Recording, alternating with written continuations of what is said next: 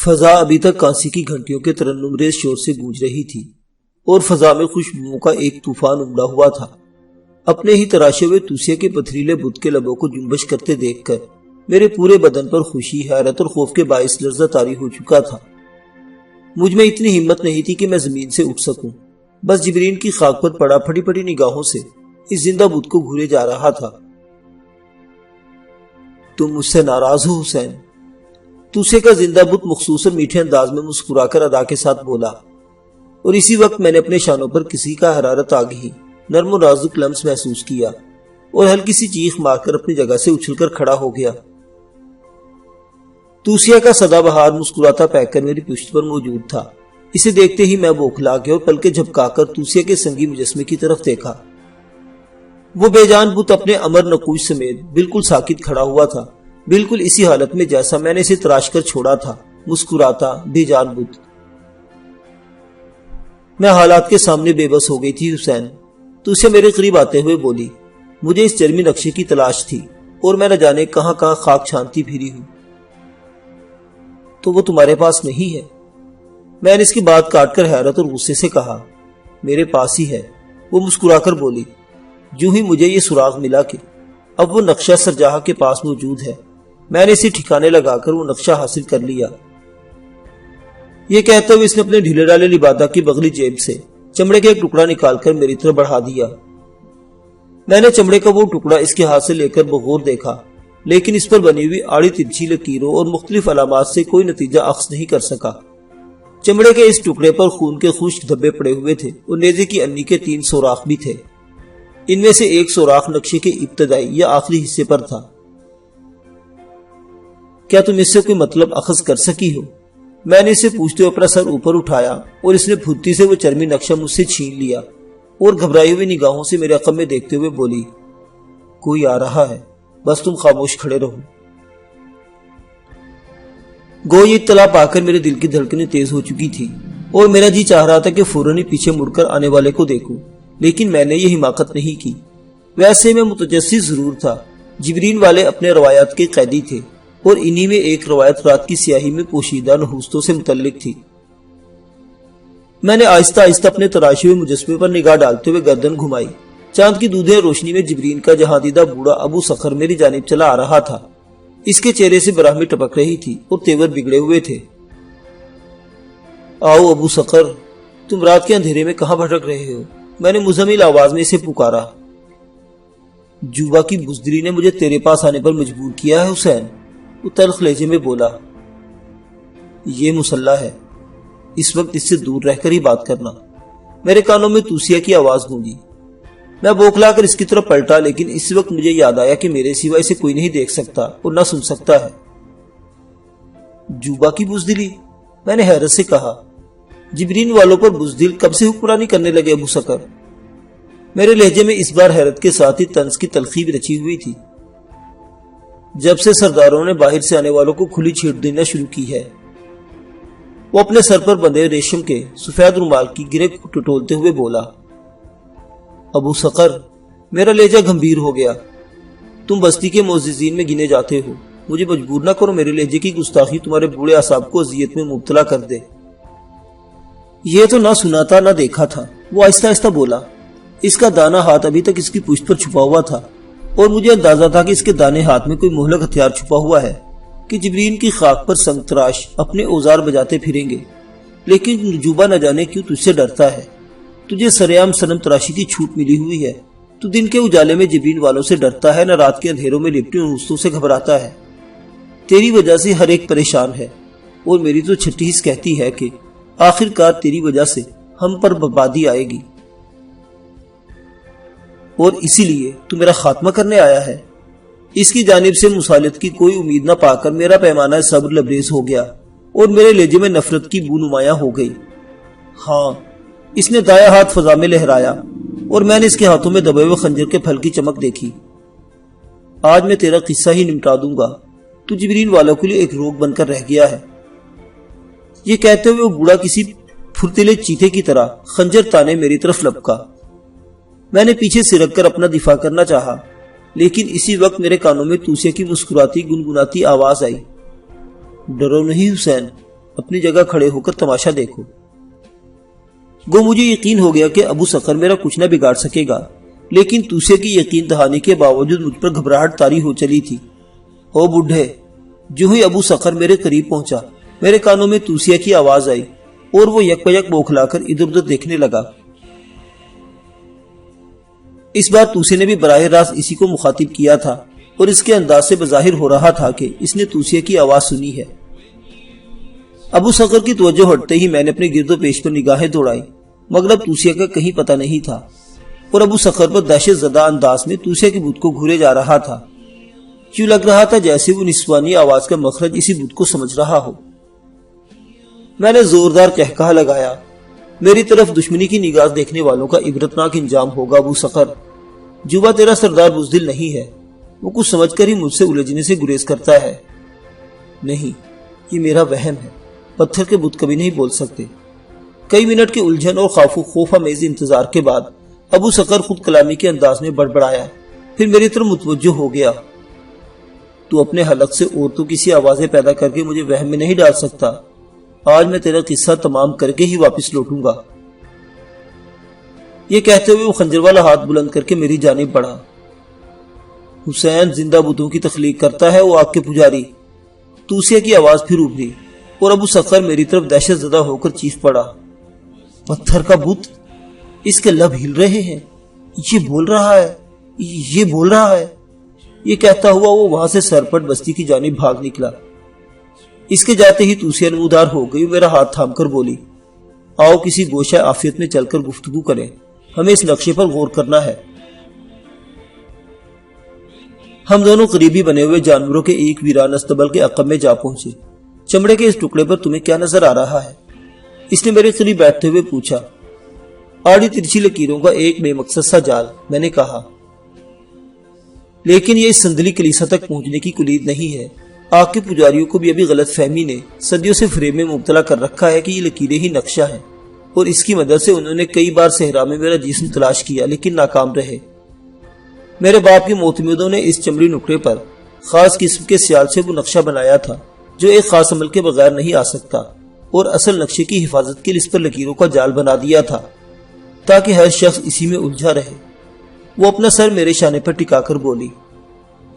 پھر توسیہ نے مجھے اصل نقشے کو ظاہر کرنے کا طریقہ بتایا، جس کے مطابق مجھے بہت سی چیزیں حاصل کرنی تھی اور ان سب کا صفوف بنا کر چمڑی ٹکڑے کو صفوف میں لپیٹ کر دھیمی آنچ پر گرم کرنا تھا، اس طرح کہ اس پر چاند یا سورج کا سایہ تک نہ پڑ سکے۔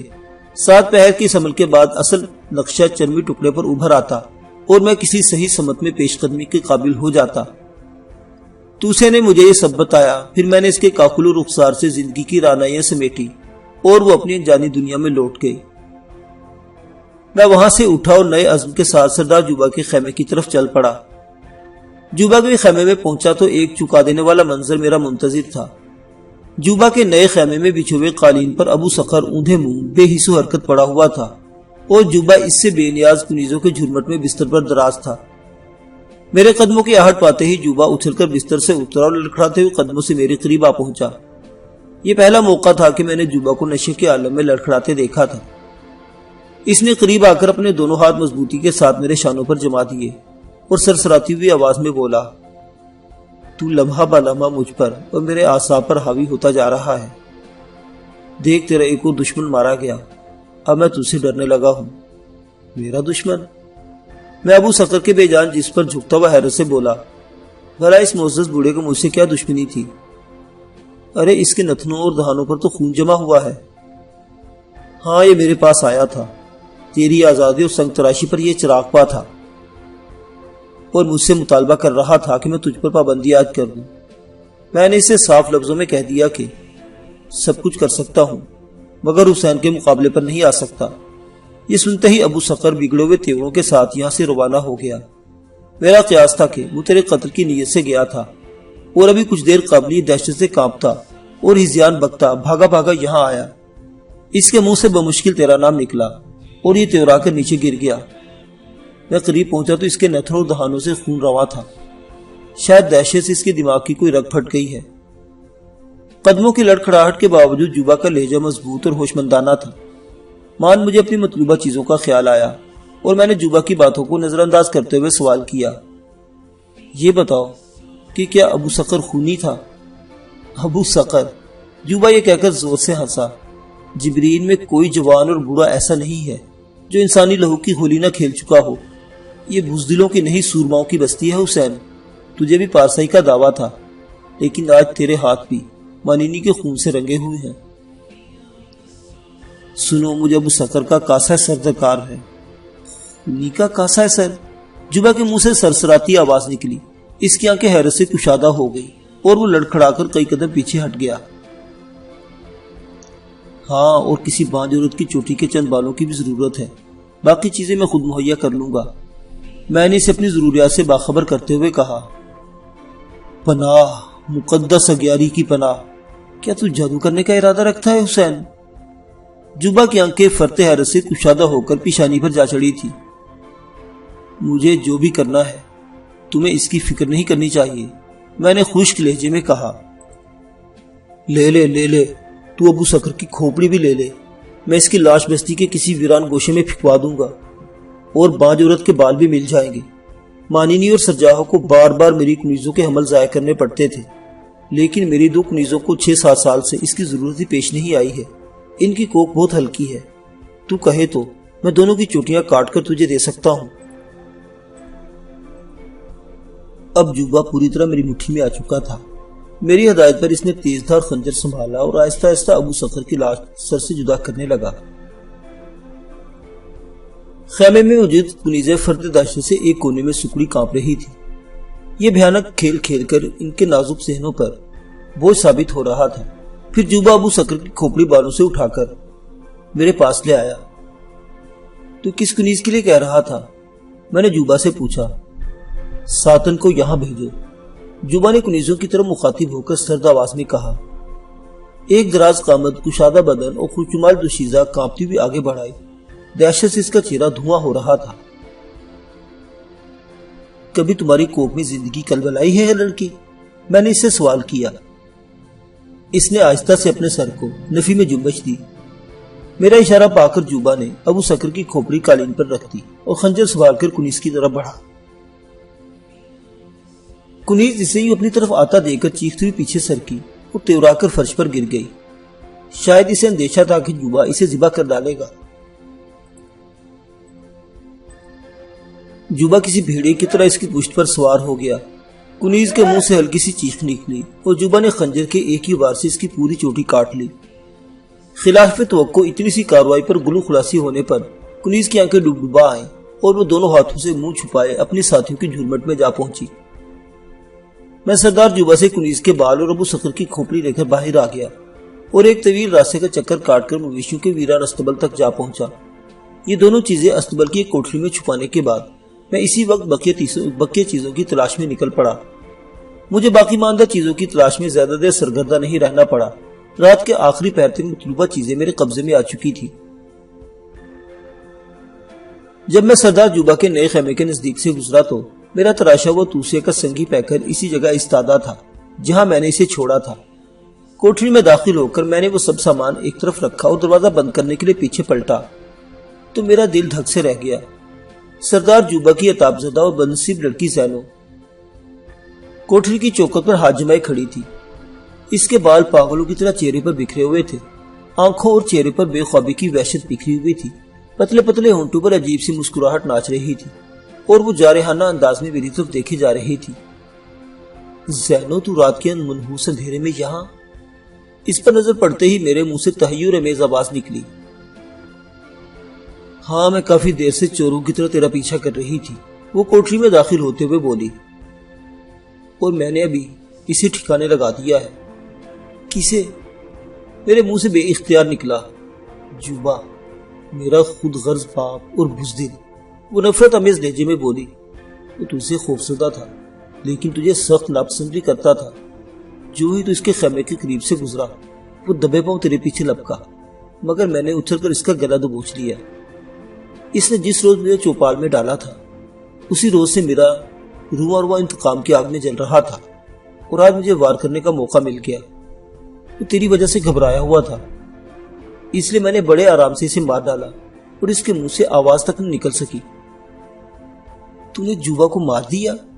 میں نے تحیر آمیز آواز میں کہا۔ یہ ابو سکر کی کھوپڑی یہاں کیسے سجی ہوئی ہے؟ وہ آگے بڑھ کر کھوپڑے اپنے دونوں ہاتھوں میں اٹھائے بے خوفی کے ساتھ بولی۔ چاند کی دھیمی دھیمی روشنی کے انعکاس میں اس وقت زینو مجھے کوئی بدرو نظر آ رہی تھی۔ اسے وہی رکھتے۔ میں تیزی سے اس کی طرف لپکا۔ میں یہاں اپنے دشمنوں کی کھوپڑیاں جمع کر رہا ہوں اور ابو سکر میرا سب سے بڑا دشمن تھا۔ اس نے وہ کھوپڑی فرش پر رکھ دی۔ دشمنوں کے سر؟ اس نے خوشی سے کہا۔ چل تو پھر جوبا کا سر بھی یہی کاٹ لائے، وہ بھی تو تیرا دشمن تھا۔ اس وقت تیرا یہاں ہونا مناسب نہیں زینو۔ میں اپنی جھلاہٹ پر قابو پاتے ہوئے بولا۔ تو چوپال میں واپس چلی جا، میں ابو سکر کی کھوپڑی خشک کرنے کے بعد ادھر آؤں گا۔ وہ تیزی سے میرے قریب آئی اور اپنی باہیں میرے گلے میں ڈال کر اپنے جلتے ہوئے ہونٹ میرے لبوں پر ٹکا دیے۔ تجھے معلوم ہے نا حسین کہ میں تجھے چاہتی ہوں۔ میں نے آہستگی کے ساتھ اسے خود سے الگ کر دیا اور وہ میٹھی نظروں سے میری جانب دیکھتی ہوئی اس کوٹھی سے نکل کر باہر کی طرف چل دی۔ میں دروازے پر کھڑا اسے دیکھتا رہا۔ جب وہ نظروں سے اوجھل ہوگی تو میں فوراً دروازہ بند کر کے لکڑی کو یکجا کر کے آگ روشن کرنے لگا۔ میں نے اگلے 7 پہر اسی کوٹری میں بند ہو کر گزارے۔ اس دوران مجھے حیران کسی آمد کا دھڑکا لگا رہا، کیونکہ زینو کو میری اس کمینگاہ کا علم ہو چکا تھا اور اس کا ذہنی توازن بھی میری دانش میں بگڑا ہوا تھا۔ ان حالات میں کچھ بعید نہیں تھا کہ اس نے میرے پاس جا کر واپس بستی میں میری رپوشی کی خبر نہ پھیلا دی ہو، مگر غنیمت ہوا کہ میں نے وہ عرصہ بہت اطمینان سے گزار لیا۔ آگ سرد کرنے سے پہلے میں نے اس چرمی ٹکڑے پر جھلسے ہوئے صفوف کی تہیں صاف کی اور یہ دیکھ کر میرا چہرہ دمک اٹھا کہ چرمی ٹکڑے پر بنی لکیروں سے قطع نظر زرد رنگ کی لکیروں سے بنا ہوا ایک نقشہ نمایاں ہو چکا تھا۔ اس صفوف کے اثر سے مانینی کے خون کے دھبے بھی صاف ہو چکے تھے اور چمڑے کا رنگ نکھر آیا تھا۔ میں نے وہ ٹکڑا روشنی کے قریب لے جا کر اس کا جائزہ لیا تو مجھ پر انکشاف ہوا کہ نیزے کے سوراخ 2 مقام پر اصل نقشے کی لکیروں کو کاٹ رہے ہیں۔ میں نے وہ چرمی نقشہ اپنے لباس میں چھپایا اور پھر کوٹری کا دروازہ کھول کر ادھر ادھر کی سنگن لیتا باہر نکل آیا۔ زینو کی زبان سے سردار جوبا کے قتل کی خبر ملنے کے بعد مجھ پر ایک نئی فکر سوار ہو چکی تھی۔ مجھے کچھ علم نہیں تھا کہ بستی میں جوبا کی موت کے بعد کیا صورتحال ہوگی۔ کم از کم ایک بات تو یقینی تھی کہ جبرین میں ابو سکر کی سوچ رکھنے والے خاصے لوگ موجود ہیں۔ ابو سکر جو جوبا کی موت کے بعد ان لوگوں کا میری جانب سے بدظن اور مشکوک ہونا یقینی ہو گیا تھا اور بستی سے نکلنے سے قبل مجھے اس صورتحال سے مقابلے کے لیے تیار ہونا تھا۔ میں مویشیوں کے اس استبل سے چوروں کی طرح دبے قدموں باہر نکلا۔ جبرین کی آبادی شام کے دھندلکے میں ڈوبی ہوئی اور ایک جانب سے چیخوں پکار اور ہنگامے کی آوازیں ابھر رہی تھی، جن میں جبرین کے اظہار مسرت کا وحشیانہ انداز نمایاں تھا۔ جوبا کی موت کے موقع پر بستی میں کسی خوشی کا برپا ہونا میرے لیے حیرت ناک تھا۔ میں ان آوازوں کی سمجھ جانے کا فیصلہ کر چکا تھا۔ شام کا گہرا اندھیرا اور جبرین والوں کی اوہام پرستی میرے لیے مددگار ثابت ہو رہی تھی۔ میں بڑی آسانی کے ساتھ آگے بڑھتا رہا۔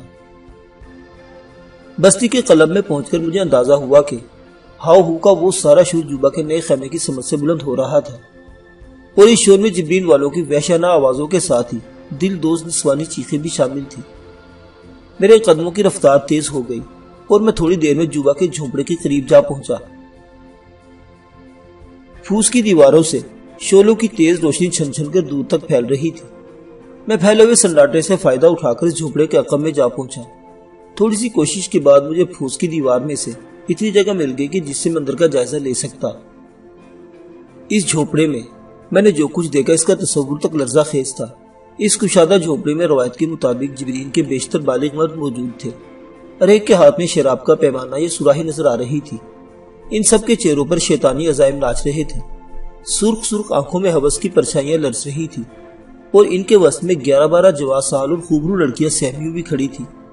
ان لڑکوں کے روئے روئے خوف سے خوف و ہراس ٹپک رہا تھا اور وہ بڑھتے ہوئے ہاتھوں سے خود کو بچانے کے لیے ایک دوسرے کی آڑ میں چھپنے کی ناکام مگر رحم انگیز کوششیں کر رہی تھی۔ ان کے لباس نوچے جا چکے تھے، بال بکھرے ہوئے تھے، چہروں اور جسم کے برہنہ حصوں پر تازہ خراشی اور زخموں کے نیل نمایاں تھے۔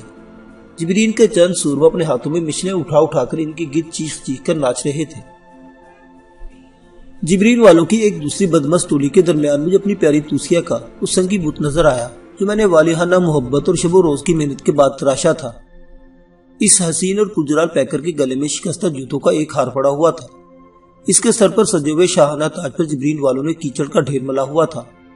وہ بار بار اس مجسمے پر شراب کی کلیاں کرتے اور تھوکتے جا رہے تھے۔ ان کے ہم آہنگ شور میں بس ایک ہی فقرہ بار بار سنا رہا تھا، ہمارے سردار کا اقبال بلند ہو، اس بستی میں بدروحوں اور اس کے چاہنے والوں کا کوئی ٹھکانہ نہیں ہے۔ اچانک ایک نومر شخص نے اپنی مشل سے گھری ہوئی ایک لڑکی کا بازو داغ دیا اور فضا اس کی بھیانک چیخ سے لرز اٹھی۔ جھونپڑے میں موجود لوگوں نے مل کر نعرے لگائے اور وہ شخص فاتحانہ شان سے مشل اچھالتا لڑکیوں کے گرد ناچتا رہا۔ وہ شراب کے نشے میں دھت تھا اور ان لڑکیوں سے لڑکھڑاتی زبان میں کہہ رہا تھا، تم خوش نصیب ہو کہ تم پر پابندیاں عائد کرنے والے ہمارے سورماؤں کے ہاتھوں مارے گئے۔ تم جوان اور آزاد ہو، جھکا دو اپنے سر اور چوم لو ہمارے قدموں کو کہ اسی میں عیش ہے۔ تمہاری مزاحمت سے تمہاری روحوں کا بوجھ نمایاں ہے۔ ہم مقدس آگ کا غسل دے کر تمہیں پارسا بنائیں گے، پھر تم ساری عمر یہاں عیش کرو گی۔ نہ تمہیں بچے جننے کی مشقت جھیلنی ہوگی، نہ ان کی پرورش کا روگ تمہارے حسن کو گہرائے گا۔ ہماری عورتیں بہت زرخیز ہیں، اس کام کے لیے وہی کافی ہے۔ آؤ اور خود کو ہماری آغوش میں گرا دو۔ وہ بکواس کرتا رہا اور میں غصے سے کھولتا رہا۔ وہ سب لڑکیاں میرے لیے نئی تھیں اور جشن کی نوعیت سے میرے لیے یہ اندازہ کرنا دشوار نہیں تھا کہ جبرینی قزاقوں نے کسی نئی ڈاکے میں انہیں مال غنیمت بنایا ہے، لیکن توسیہ کے بت کے ساتھ ان کا حکارت آمیز رویہ میری سمجھ سے بالا تر تھا۔ بظاہر یوں لگ رہا تھا جیسے میری روپوشی کو انہوں نے میرے فرار کا نتیجہ سمجھا ہے اور اب اس جشن کے موقع پر توسیہ کے بت کی تسلیل کر کے مجھ سے نجات کی خوشی منا رہے ہیں۔ گو کہ وہ لوگ اپنی زبانوں سے بار بار سردار سردار کہہ رہے تھے، لیکن میں ان کے نئے سردار کو نہیں دیکھ سکا تھا۔ کوئی فیصلہ کن قدم اٹھانے سے پیشتر میں سردار جوبا کے جانشین کی شخصیت سے واقف ہونا چاہتا تھا۔ جبرین والوں کا جشن جاری رہا۔ وہ حلق پھاڑ پھاڑ کر گناہ کے پتلوں کی طرح چیختے رہے، ان کی مشلیں لڑکیوں کے جسموں کو داغدار کرتی رہی اور میں مناسب موقع کا منتظر رہا۔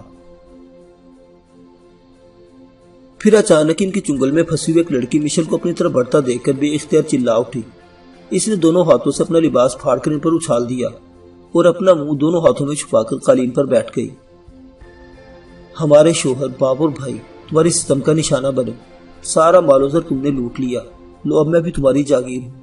میرا قصور یہ ہے کہ میں لڑکی ہوں اور خوبصورت ہوں، بدصورت ہوتی تو اپنی سہیلی کی طرح مار بھی دی جاتی اور اس گھنونے کھیل سے بچی رہتی۔ اتنا کہہ کر وہ پھوٹ پھوٹ کر رو پڑی۔ اسے سپر ڈالتے دیکھ کر 3-4 قزاق اپنی مشلیں اور شراب کی بوتلیں پھینک کر اس کی طرف لپکے۔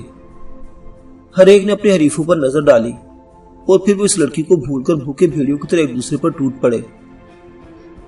ہجوم خوشی کے نعرے مارتا پیچھے سرک گیا تاکہ لڑنے والوں کو کشادہ جگہ میسر آ سکے۔ اسی اثنا میں ان میں سے ایک کے سر پر شراب کی بوتل پڑی اور اس کا سارا بدن خون میں نہا گیا۔ ٹھہرو!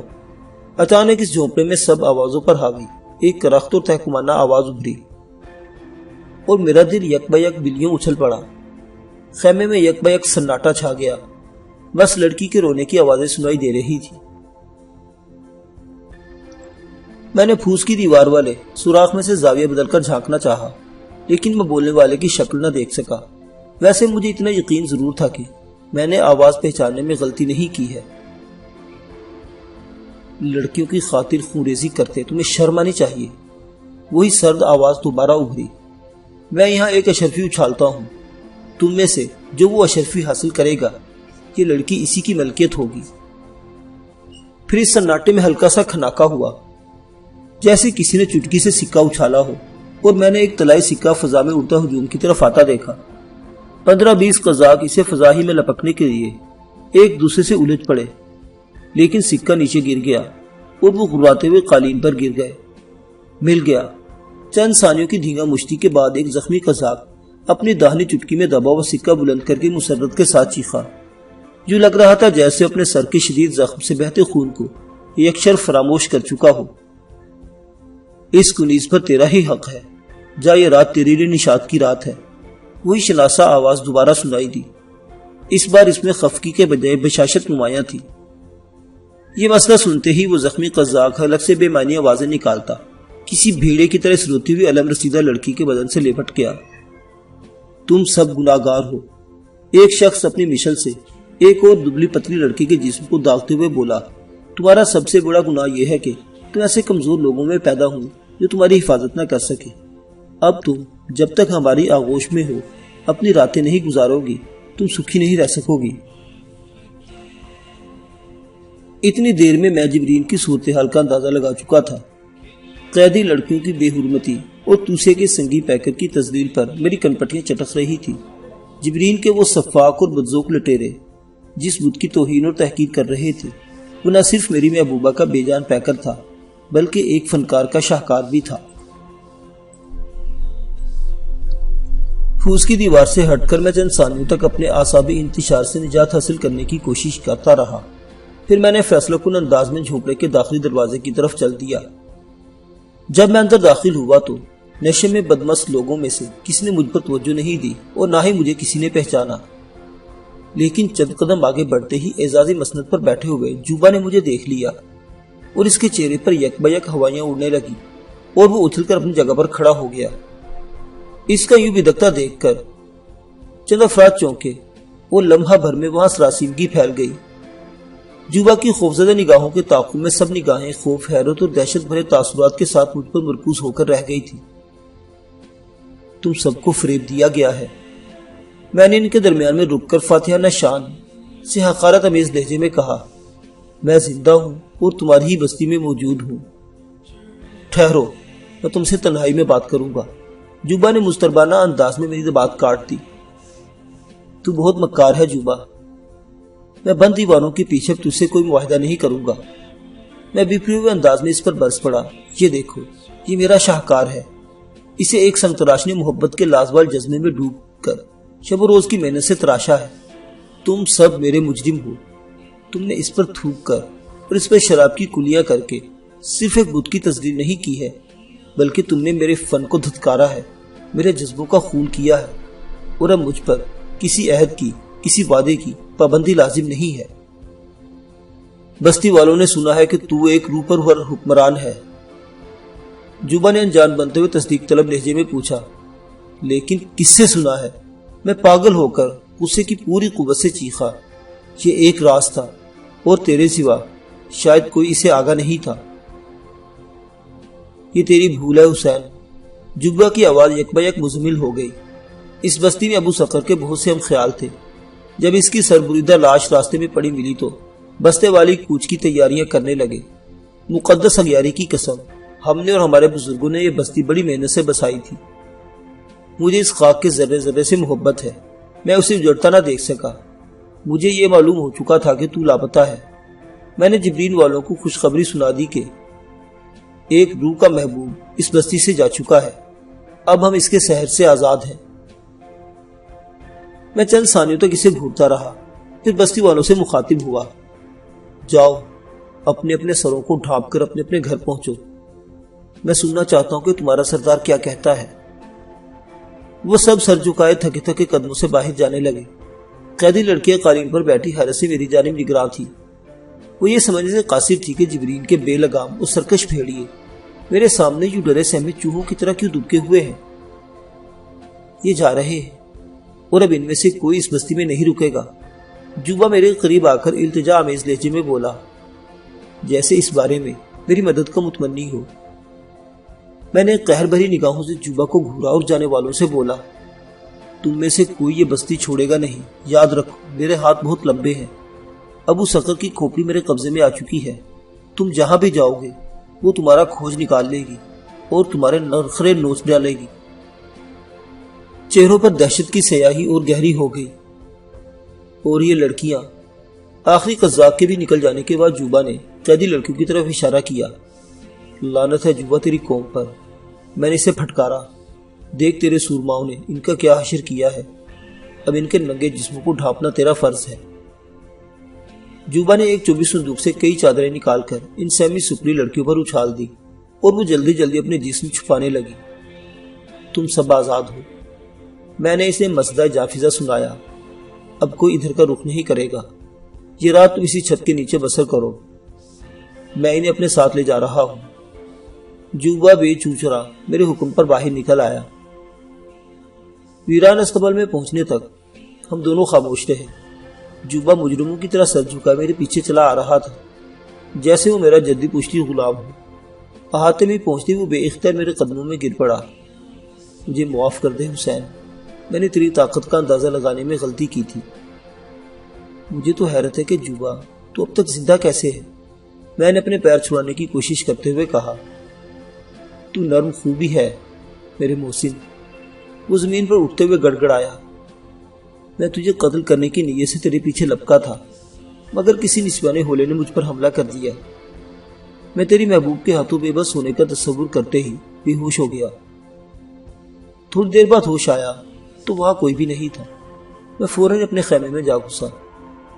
پھر اگلی صبح بستی والوں کو ابو صقر کی سربریدہ لاش ملی اور مجھے یہ بستی آباد رکھنے کے لیے وہ کچھ کرنا پڑا جس سے میں پہلے ہی تجھے باخبر کر چکا ہوں۔ پھر دن میں ہمیں ایک قافلے کی خبر ملی اور ہم نے بڑی کامیابی سے کارواں والوں کو ختم کر کے ان کا مال و زر، مویشیوں اور لڑکیوں پر قبضہ کر لیا۔ تو تنہائی میں مجھ سے کیا چاہتا ہے؟ میں نے لاپرواہانہ انداز میں اس سے پوچھا۔ جبرین کی رونق، میں نہیں چاہتا کہ یہ بھری پوری بستی ویران ہو۔ میں چند ثانیہ خاموش رہا، پھر بولا، یہ بھی ہو سکتا ہے، لیکن ایک شرط پر۔ مجھے تمہاری ہر شرط منظور ہے۔ جوبا کا چہرہ ایک بار کی خوشی سے دمک اٹھا۔ نہیں، پہلے میری شرط سن لے۔ میں نے تیز لہجے میں کہا، ایسا نہ ہو کہ ایک بار پھر تو اس عہد شکنی کر بیٹھے۔ یہ یاد رہے کہ اس بار میں تجھے معاف نہیں کروں گا۔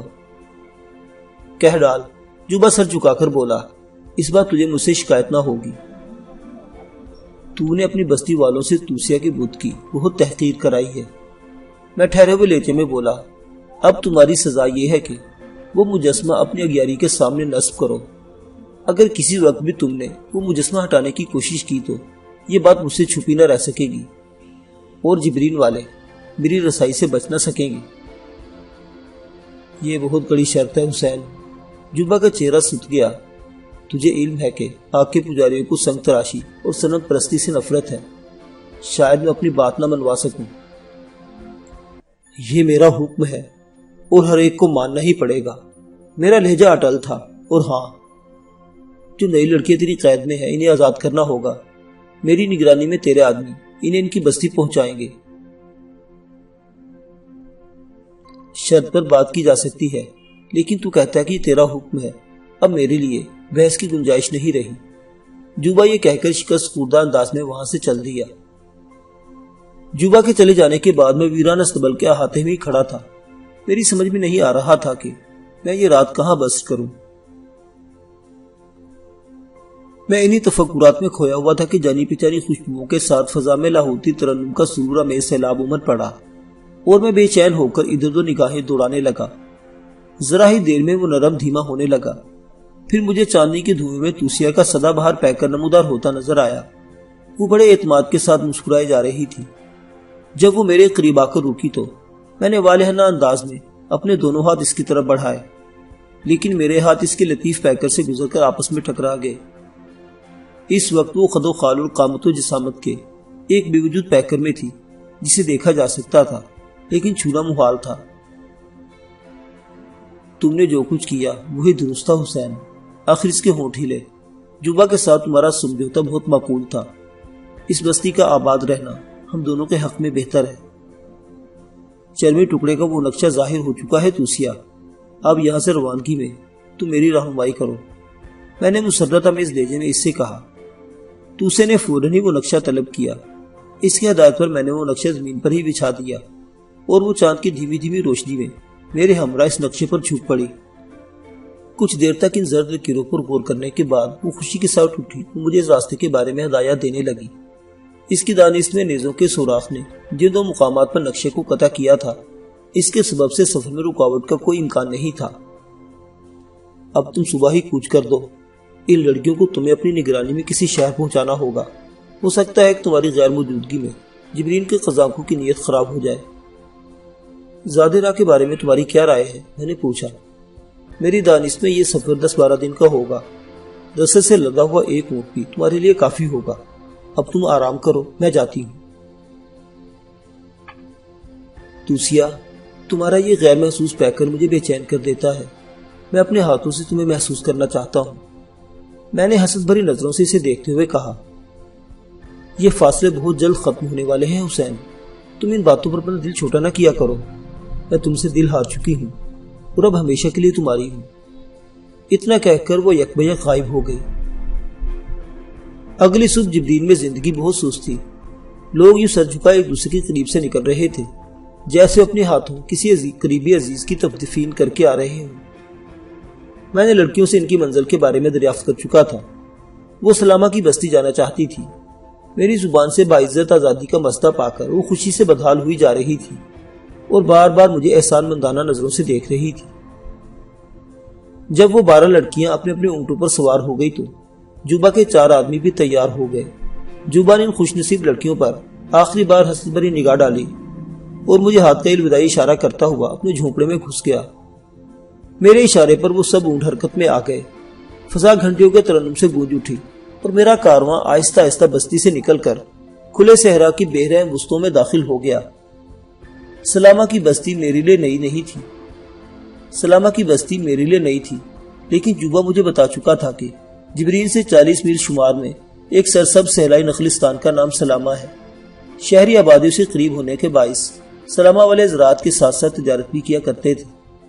جوبا کے آدمی مجھ سے بہت زیادہ دہشت زدہ تھے اور مستعدی کے ساتھ قافلے کو شمال کی جانب لیے جا رہے تھے۔ ان پر اپنی ہیبت قائم رکھنے کے لیے میں نے ان سے کوئی غیر ضروری بات نہیں کی اور اپنے قافلے کے عقب سے آگے بڑھتا رہا۔ قافلے میں شریک لڑکیاں میرے حسن و سلوک سے بہت زیادہ متاثر نظر آ رہی تھی۔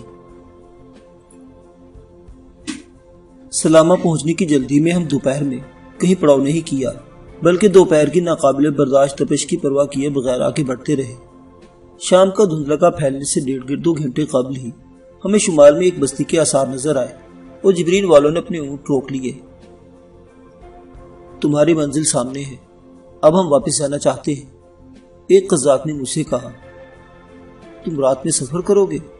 میں نے ان کے خوفزدہ چہروں پر نظریں جما کر پوچھا۔ ہم اس کے عادی ہیں، وہی شخص دوبارہ بولا۔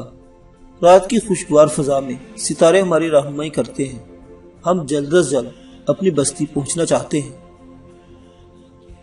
میں نے سامنے نظر آنے والی بستی کے آثار پر ایک نظر ڈالی اور ان چاروں کو واپسی کی اجازت دے دی۔ مجھ سے چھٹکارا پاتے ہی انہوں نے اپنے اونٹ گھمائے اور پھر برق رفتاری کے ساتھ واپس روانہ ہو گئے۔ شاید انہیں خدشہ رہا ہوگا کہ میں دوبارہ انہیں روک نہ لوں۔ جب وہ کافی دور نکل گئے تو میں اپنا اونٹ آگے بڑھا لایا اور کارواں کو اس بستی کی طرف لے جانے لگا جو قیدی لڑکیوں کی منزل تھی۔ ابھی ہمارا قافلہ اس صحرائی بستی سے کئی فرلانگ دور تھا کہ بستی کی جانب سے بہت شتر سوار اپنی طرف آتے دکھائی دیے، لیکن میں نے رکنا مناسب نہ سمجھا۔ ہمارے اونٹ تیزی کے ساتھ آگے ہی بڑھتے رہے جب تک آنے والے ہمارے سروں پر نہ پہنچ گئے۔ مجھے یہ اندازہ نہ ہو سکا کہ وہ پوری طرح مسلح ہے۔ ایک حیرتناک بات یہ تھی کہ وہ سب کے سب جدید طرز کے آتش کی رسلوں سے لیس تھے۔ میں نے محسوس کیا کہ مسلح نوادوں کو دیکھ کر میری ہمراہی لڑکیاں سراسیمہ سی نظر آنے لگی ہیں۔ وہ ہکا بکا ہو کر آنے والوں کو دیکھے جا رہی تھی۔ ان کی نگاہوں میں آنے والوں کے لیے شناسائی کے تاثرات یکسر منفور تھے۔ ادھر ان مسلح افراد کے تیور بھی اچھے نہیں تھے۔ وہ سبھی مجھے خشمناک نگاہوں سے گھور رہے تھے، لیکن لڑکیوں کی جانب دیکھتے ہوئے ان کے چہروں پر ہوس اور بدنیتی کی چمک نمایاں ہو جاتی تھی۔ ان لوگوں نے آتے ہی مستعدی کے ساتھ ہمارے گرد گھیرا ڈال دیا۔ اب تو ہمارا قیدی ہے اجنبی، آنے والوں میں سے ایک نے خوخار سے شخص نے اپنا اونٹ میرے نزدیک لا کر کہا۔ قیدی؟ میں نے حیرت سے کہا، تمہیں تو میرا احسان مند ہونا چاہیے کہ میں تمہاری بستی کی عورتوں کو صحرائی قزاقوں کے چنگل سے عزت و آبرو کے ساتھ بچا لایا ہوں۔ اس نے دانت پیس کر میرے پیٹ میں گھونسا مارا۔ فریب نہیں چلے گا، ہماری عورتیں کبھی بستی سے باہر نہیں نکلتی اور ہم کبھی دوسروں کا احسان نہیں لیتے۔ گھونسے کی ضرب شدید تھی، میرے حلق سے بے ساختہ چیخ نکلی اور میں اپنا پیٹ پکڑ کر دوہرا ہو گیا۔ ان سب لڑکیوں کو بستی کے باہری نخلستان میں پہنچا دو، ان کے اونٹوں پر کوئی سامان نظر نہیں آنا۔ میں اس قیدی کو بال بردار اونٹوں سمیت سردار الپسی کے پاس لے جا رہا ہوں۔ اس خوخار شخص نے دوسروں سے کہا، تمہاری واپسی تک ہم وہیں ان کی نگرانی کریں گے۔ ایک شخص نے تائید طلب لہجے میں کہا۔ وہ خوخار شخص انہیں آنکھ مار کر بے ڈھنگے پن سے مسکرا پڑا۔ ضرور نگرانی کرو، لیکن سردار البسی کے فیصلے کے بغیر ان کو کوئی ہاتھ نہیں لگائے گا۔ اس کے ہوسناک لہجے سے صاف ظاہر ہو رہا تھا کہ نگرانی سے اس کے ساتھیوں کو کیا مقصد ہے۔ معزز سامعین حضرات، یہ پراسرار، خوفناک اور حیرت انگیز داستان ابھی جاری ہے۔ بقیہ واقعات اگلی قسط میں۔ دیکھتے رہیے اردو داستان۔ اللہ حافظ۔